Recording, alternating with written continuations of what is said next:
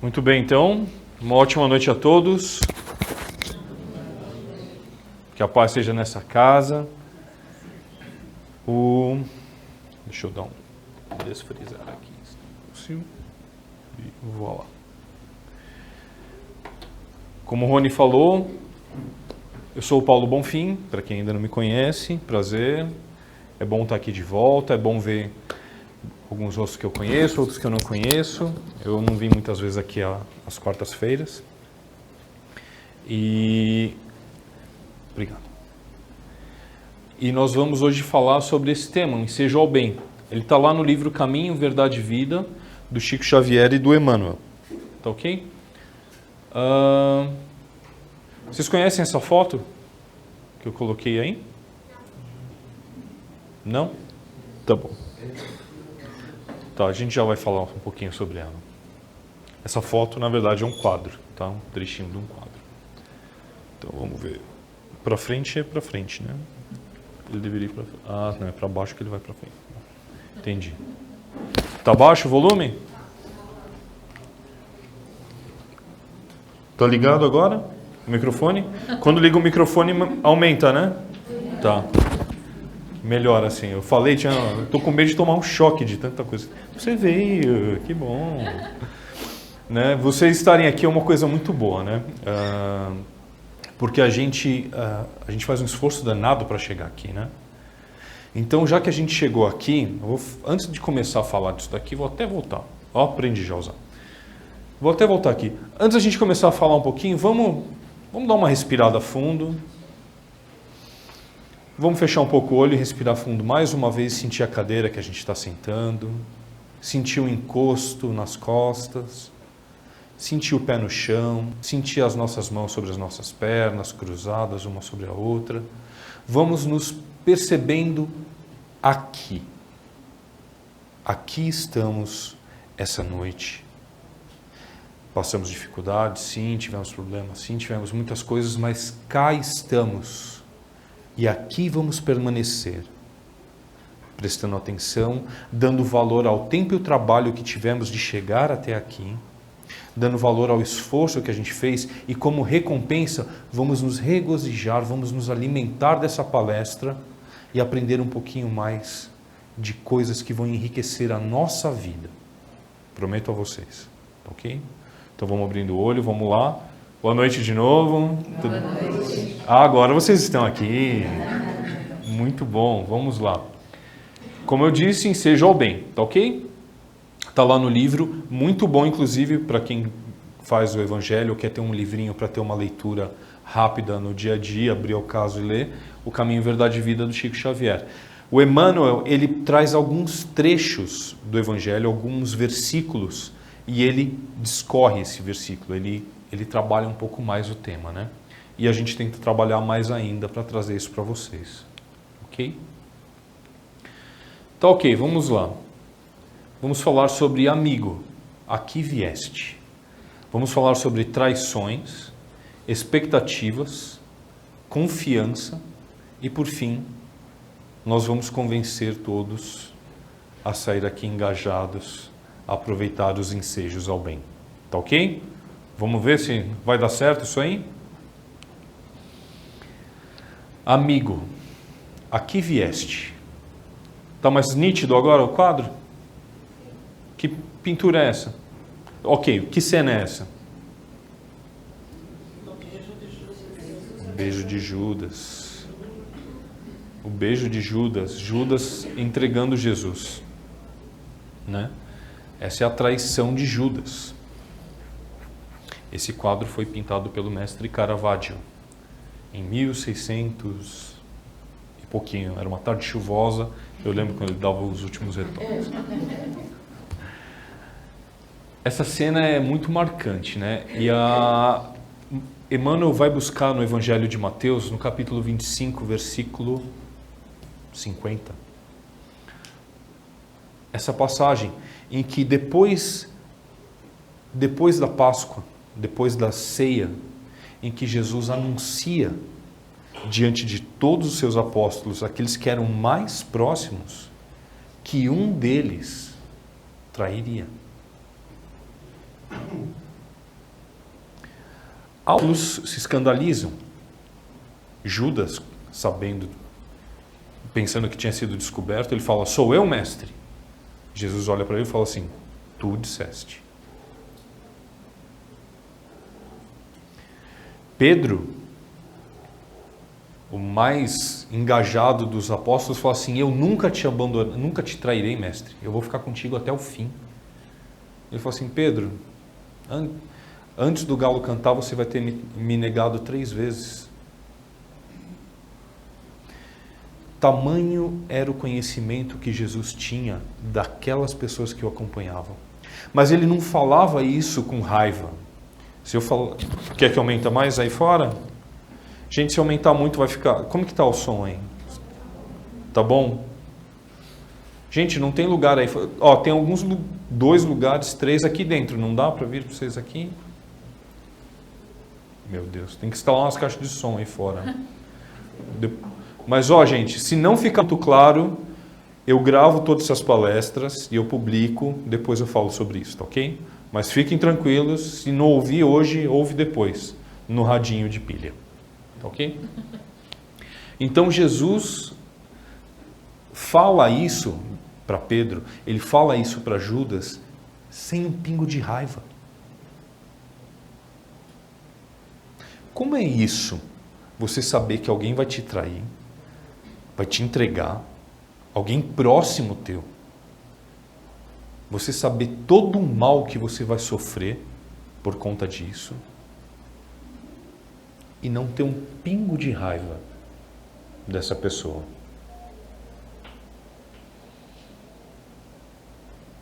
Alguém aqui já foi traído? Não levanta a mão. Eu aviso porque uma vez eu fui assistir uma palestra, né? Era uma palestra muito elucidante sobre homossexualismo, etc. E homossexualidade. E o palestrante ele queria começar chocando a gente, né? Então ele começava perguntando assim: quem aqui faz sexo dessa forma? Aí ele fez um silêncio e você vê que as pessoas estavam assim, tipo, é para levantar a mão, né? Não se entreguem, tá, gente? Resistam. Então tá. Quem nunca foi traído, né? Quem não sabe a dor de uma traição, de ter alguém que ama, alguém que confia, alguém que passou, concordou com coisa, assinou contrato, fez juras, fez promessas e na hora que mais precisávamos nos deixou a perder. Quanto sofrimento discorre isso? No entanto, Jesus, quando vê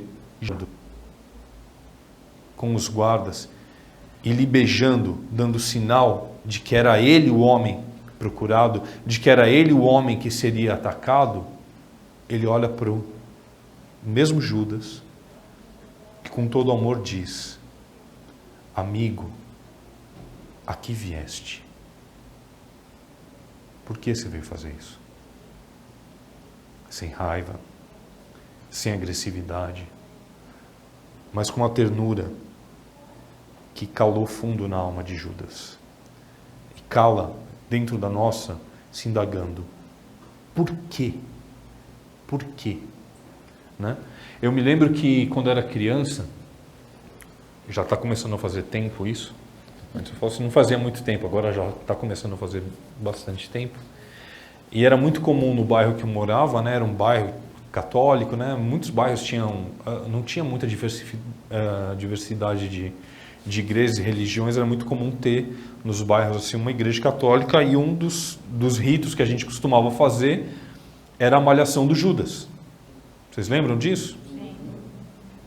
E tanto que uma gíria que pegava era se via alguém muito mal vestido, falava assim: nossa, está parecendo um Judas, né? Porque o pessoal pegava uma roupa velha, enchia lá de coisa, fazia um boneco com umas roupas velhas, botava fogo, batia, tal, não sei o que era para castigar Judas. Na Divina Comédia de Dante Alighieri, ele coloca Judas no 7º círculo do inferno, sendo mastigado constantemente pelo diabo como castigo pela traição, como se Deus quisesse a punição dele. Mas você acha que um homem que fala isso, amigo, aqui vieste, estava querendo punição para o outro? Por quê? Vamos descobrir? Vamos? Ok. Traição é isso, não é? Uma facada nas costas. O que é uma facada na... Por que tem essa expressão, né? Uma facada nas costas? É uma dor intensa, né? Por que não é uma facada de frente? É na traição, ela veio por trás, né? Ela veio e pegou a gente de surpresa. A gente não contava com aquilo. Aliás, a gente contava que o outro ia nos ajudar. Até tu, Brutus, não foi o que disse um dos Césares? Morto pelo próprio filho. A traição dói, é terrível, mas ela está dizendo alguma coisa aqui também sobre a pessoa que leva a punhalada, não? Vamos só entender. O que é traição? Segundo o dicionário, eu gostei muito disso daqui. A traição é uma quebra aleivosa da fé prometida e empenhada. Teve uma quebra de confiança, né? Foi prometido algo, alguém disse que ia fazer, que ia se empenhar, nós acreditamos, nós depositamos nossa confiança, nosso tempo, dinheiro, amor, respeito, dignidade. Nós achamos que o outro não faria conosco aquilo que nós não faríamos com ele, ou achamos que o outro faria conosco exatamente como fazemos com ele. E naquele momento derradeiro, não acontece.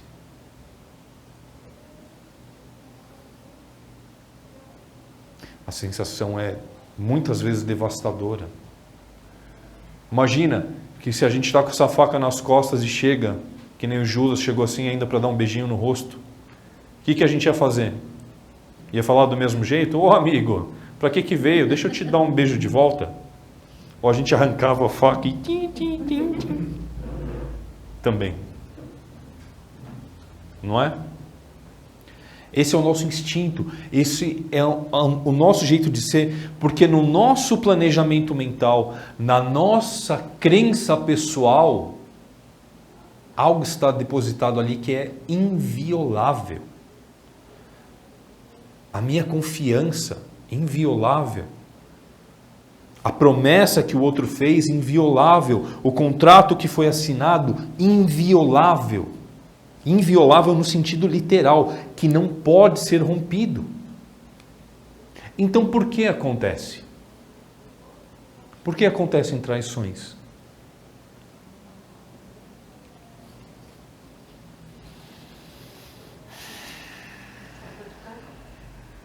Falta de caráter. Tá, antes de falar então disso daqui, vamos entender um pouquinho. Quem estava acreditando no contrato piamente nessa foto? Quem tinha certeza que o negócio ia acontecer? Quem apostou a vida de que o negócio daria certo? Expectativas. Ó, negócio brota da nossa cabeça. Tem um mitinho que eu adoro, diz que nós não podemos impedir das aves voarem sobre a nossa cabeça, mas nós podemos impedir que elas façam ninho lá. Nós alimentamos muitas expectativas sobre as pessoas. Paulo, mas um contrato não é uma expectativa? Um casamento não é uma expectativa? Não é? O que garante 100% que o outro vai cumprir a palavra? O que garante 100% que eu vou cumprir o que eu falei? E se eu ficar doente? E se me quebrar um braço, uma perna? E se alguém importante meu estiver doente precisando de mim e eu tiver que largar aqui para ir para lá? E se o que havia aqui quando eu fiz esse contrato não houver mais? E se eu achar que você descumpriu a sua parte por uma outra coisa e resolver descumprir por outra? Nós criamos expectativas de que o outro não vai falhar, de que o outro vai cumprir, etc. e tal. Uma coisa que nós aprendemos em gerenciamento de projetos, quem trabalha com isso ou quem já ouviu falar, etc. Mas tem uma matéria, né, tem certificações sobre gerenciamento de projeto, e uma das coisas que é muito falado lá é gerenciamento de riscos. Nós temos que aprender que confiança não é certeza, confiança é risco. Para correr um risco, tem que se entender a consequência daquele risco acontecer.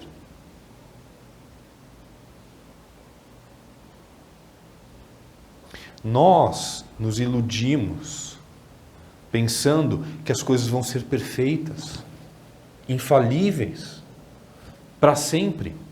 Tem a música do Legião Urbana que fala, esquecemos que o para sempre, sempre acaba. O para sempre é de hoje para trás. O passado é eterno, ele não muda, ele vai ser sempre o que ele foi. O futuro é incerto. Não é isso? Tudo não pode mudar. Quantas coisas mudaram na nossa vida? Quantas coisas nós passamos a acreditar que não acreditávamos? Quantas coisas nós deixamos de crer que acreditávamos piamente? Quantas coisas nós gostávamos que perdemos o interesse? Quanta coisa que nós nem sabíamos que tínhamos interesse e de repente estamos apaixonados por isso?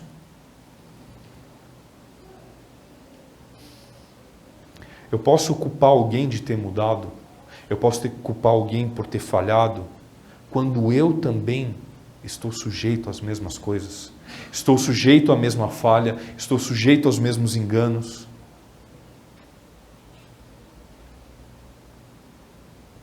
Quanta coisa acontece na nossa vida, gente. Quantas vezes a gente já falhou? Quantas vezes nós fomos cobrados pelas expectativas alheias? Você não fez, você não foi capaz, você isso, você aquilo. E às vezes a gente se vê inclusive preso, se vê torturado por acusações, se vê julgado por opiniões, porque um dia dissemos que faríamos algo e não conseguimos cumprir, seja lá o motivo que for.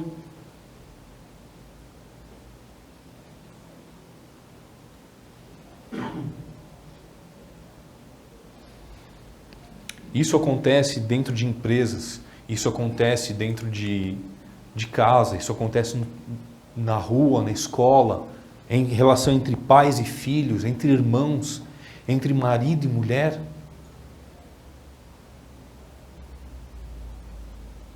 Nós temos que adequar as nossas expectativas à realidade, sem que as nossas expectativas sejam idealizações. Nós temos ideias de coisas que são perfeitas, são ideais, e nós depositamos essa expectativa em alguém, em alguma coisa. E o que é perfeito? O que é infalível? Quem é infalível? A gente vê livro, tem gente infalível. A gente vê filme, aparecem os super-heróis que fazem coisas, né? Amantes que são... Mas e no dia a dia, no nosso cotidiano? Como são essas coisas? Ah, Paulo, então você está falando que eu não devo esperar nada de ninguém? Tô. É isso aí. É isso aí. Nós devemos negociar e incluir nas nossas negociações, incluir nos planos que nós temos para a nossa vida o gerenciamento de riscos. Ah, Paulo, mas eu não gostaria de ser traída no casamento. Então você não vai casar? Ah, eu não gostaria de perder o emprego. Então você não vai trabalhar, porque o jeito de você não... Né? É que nem uma história que um amigo conta, que eu estava morando em Portugal, uma amiga dele contou essa história para ele. Ele disse que ela ligou numa loja, né? E ela viu a loja aberta numa sexta-feira e ligou para eles e perguntou assim: vocês fecham aos sábados? Ele respondeu: não, hora pois não. Ele: ótimo. Sábado foi ela na loja, a loja estava fechada. Na segunda-feira ela liga e reclama: olha, eu liguei para vocês na sexta, perguntei se vocês fechavam no sábado e vocês estavam fechados. E vocês fecharam no sábado? Não fechamos. Como não? Passei estava fechada. Fechamos sexta. No sábado não abrimos, não temos como fechar. Lógica. Nós brasileiros, parece coisa de português, mas isso é coisa de brasileiro. Nós brasileiros perguntamos as coisas muito atravessadas. A gente presume muita coisa quando a gente pergunta, né? Um outro exemplo também de Portugal. Esse foi um outro amigo que me comentou, né? Diz que ele chegou, estava andando com um amigo na rua, tal, parou na frente de um bar, assim, meio esquisitinho, estava morrendo de sede, foi comprar uma garrafa de água. Chegou lá e perguntou para a moça: por favor, vocês têm água? Ela: um minutinho. Catou, se abaixou no balcão, mexia, revirava. Vocês têm garrafa de água, né? Ela: um minutinho. Ele se revirava, levantou com as mãos vazias: temos sim.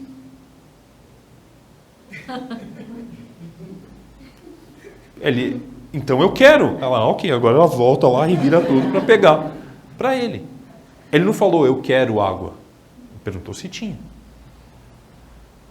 Mas não dá para saber. Nós presumimos muito. Nós, vamos além. Mulheres vão além demais. Homens, estou mentindo? Não. Mulheres vão além demais. Mulheres são extremamente subjetivas. A maioria das mulheres são, ok? Muito subjetivas. E a maioria dos homens é muito objetiva. O que isso ajuda? O que isso ajuda? Conhecimento. Saber como falar com as pessoas. Se você vai falar com uma mulher, você pode ser subjetiva. Querida, você gosta de azul? Não. Hoje o céu está verde. Ai, joia. Sabe, hoje você tem que usar aquela roupa. As mulheres se entendem com essas coisas. Os homens ficam boiando. A mulher chega e pergunta: você gosta de azul? Não, prefiro verde. Você não me ama mais. Acabou tudo. Homem é objetivo. Quer falar com um homem? Pergunta objetivamente. Quer falar com uma mulher? Quando ela te fizer uma pergunta, você já fica assim, Você já sabe que atrás, Eu falo: você quer saber exatamente o quê? Não responde de cara. Você vai tomar uma chapuletada depois. Todos avisados, né? Então tá aqui, falamos de expectativas, entendemos esse conceito. Vocês estão concordando, gente? Sim. Que bom. Alguém falar que não, eu vou chorar aqui. E aí, ele vai pegar ou não vai? Vai dar tempo ou não vai? Eu queria fazer um gif aqui, um negócio animado. Ela fica...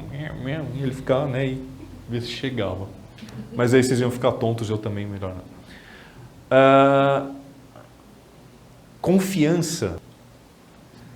Eu gostei dessa cena aqui porque esse exercício de confiança... Alguém já fez aqui, esse exercício? Já fizeram? É muito bacana, né? E é muito bacana que de vez em quando a gente toma uns tombões, né? Mesmo, né? Isso ensina a gente o quê? Que nem sempre a pessoa vai estar lá para pegar a gente. Como que é? Eu não tenho que confiar no outro, o outro tem que se esforçar para me pegar? Tem. Mas é que nem um texto do Rubem Alves, que eu gosto muito, chama-se Tênis ou Frescobol, em que ele fala que tem casamentos que parecem jogo de tênis. O jogo de tênis é assim, você bate a bola para o outro errar. Se ele está mancando numa perna, é ali que você vai jogar porque ele vai errar. Enquanto no frescobol as pessoas jogam para o outro, a graça é a bola continuar no ar. Então você sempre se esforça para jogar a bola do melhor jeito para o outro e o outro tenta do melhor jeito devolver. Paulo, mas meu casamento não é assim não, porque parece que meu marido só fala mal de mim, só reclama. Isso não é assim, porque minha esposa só reclama, só quer... Tá 2 anos me cobrando para apertar um parafuso lá, não sabe que um dia eu vou fazer? Não confia, né? Meu filho, meu pai, minha irmã. colega do trabalho, parece que um quer ferrar o outro. Talvez não.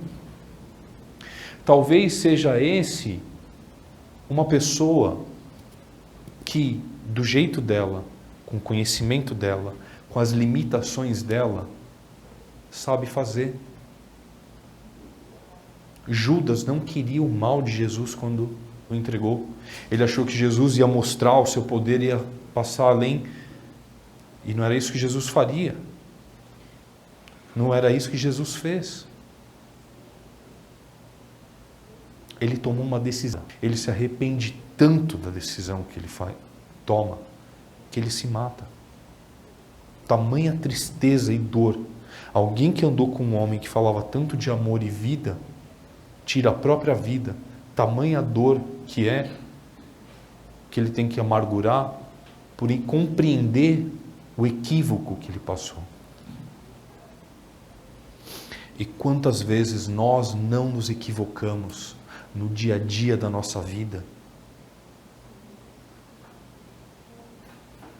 Quantas vezes uma coisa grande, uma falha grande, fica escancarada, enquanto diversas falhas pequenas passam desapercebidas? Ah, ele bebe, faz isso, tá, mas alguém vê que ela reclama todo dia, 4, 5, 6, 7, 8, 10 vezes. Todo dia. O filho faz isso, o chefe cobra aquilo, mas vê que o funcionário também, meu chefe pega no meu pé e faz um negócio desse, esse chefe é um pulha. Mas aí você vê que todo dia você chega 10 minutos atrasado, 15 minutos atrasado, que você não entrega o negócio no horário, tal, não sei o quê.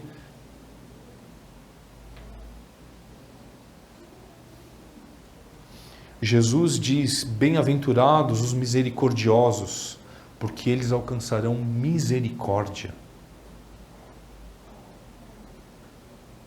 Perdoa para ser desperdoados. Confiar não é ter certeza que o outro vai fazer tudo, é arriscar cair. Nós arriscamos quando achamos que o risco vale a pena, que a compensação daquilo vale a pena, que eu tenho mais a ganhar do que a perder. A confiança,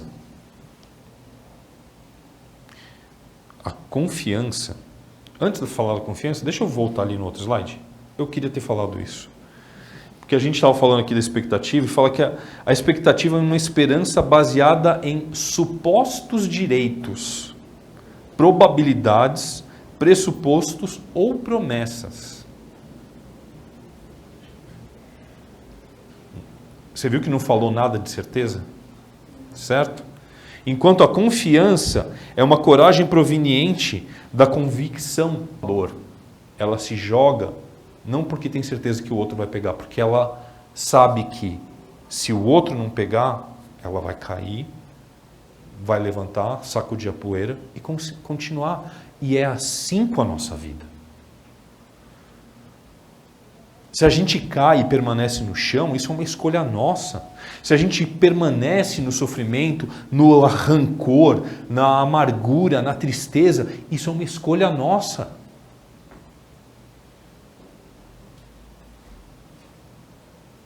O que os outros nos fazem, nos fere em alguns momentos, nos machuca, nos decepciona, mas permanecer no sofrimento, permanecer ali, agarrado a essa ideia, agarrado à tristeza, isso é uma escolha nossa, gente.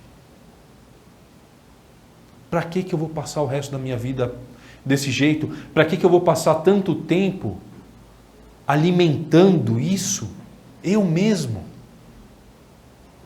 Criando uma doença para mim, me tornando uma pessoa amargurada, infeliz, me tornando, veja, eu me torno, eu faço de mim. Como que a gente supera então isso? Com ensejo ao bem. Ensejo é a oportunidade de fazer o bem. Diante da traição, diante da morte, Jesus diz ao outro, amigo, aqui vieste. Ele não fala porque ele não sabe. Ele fala isso não porque ele não sabe a que o outro veio, mas ele perguntava para o outro responder para si. O que você veio fazer, meu irmão?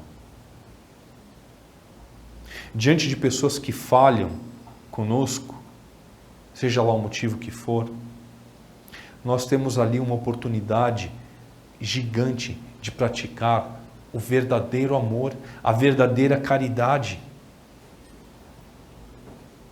Se muitas pessoas colocam a traição, colocando Judas para ser malhado todo ano, ou então na boca do diabo, como a traição sendo o pior dos crimes, então o perdão da traição é a maior das virtudes.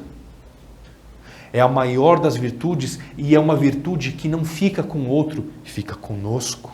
É um ouro que nós vamos carregar para toda a nossa vida espiritual.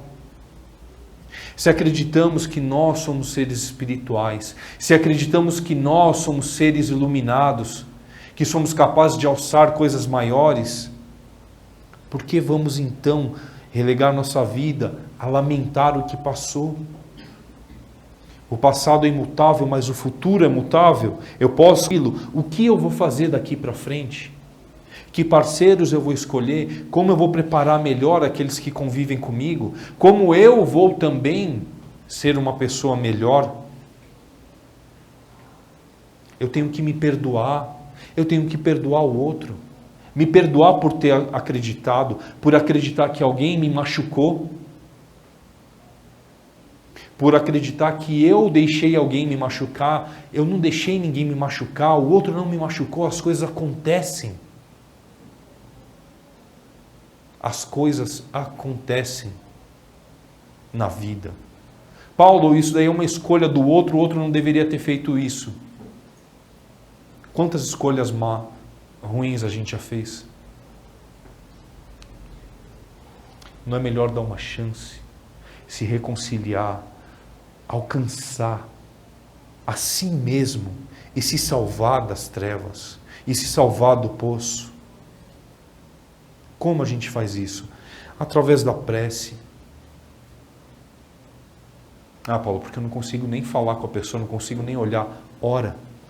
Consegue pelo menos não pensar mal? Consegue pelo menos não ficar xingando, mandando pensamento ruim?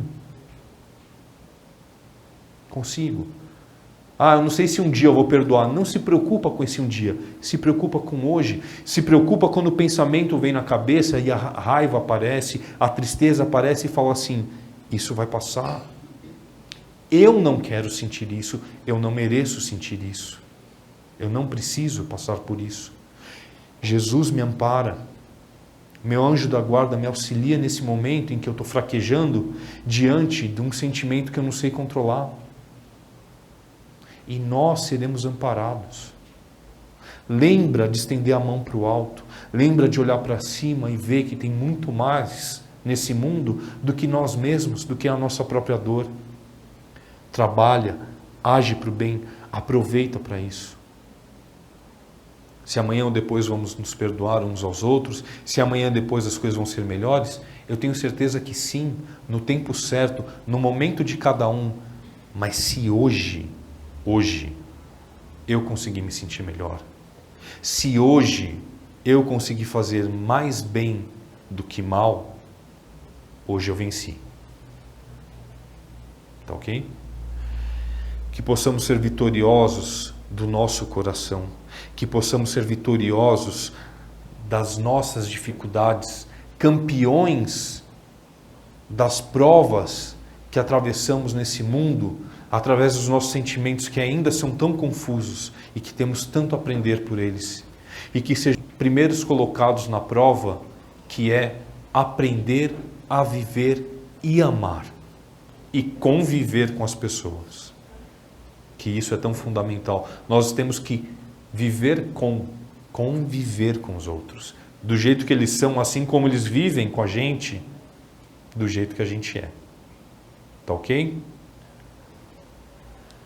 Dúvidas? Perguntas? Acho que a gente já está meio em cima. Então, se alguém depois quiser perguntar alguma coisa, quiser fazer algum comentário, eu vou estar aqui depois da palestra, depois do passe. Vocês ficam à vontade de me procurar. Eu fico feliz sempre de falar com quem vem falar comigo, tá ok? E se alguém quiser escrever, acessar o site, Facebook, YouTube, tá tudo lá, vocês podem acessar depois então, tá bom? Meus irmãos, meus queridos, uma excelente noite, um excelente tratamento e que possamos sair daqui com o coração cheio. Vamos conseguir? O primeiro passo está dado, o resto é com a gente. Com Deus, gente. Obrigado.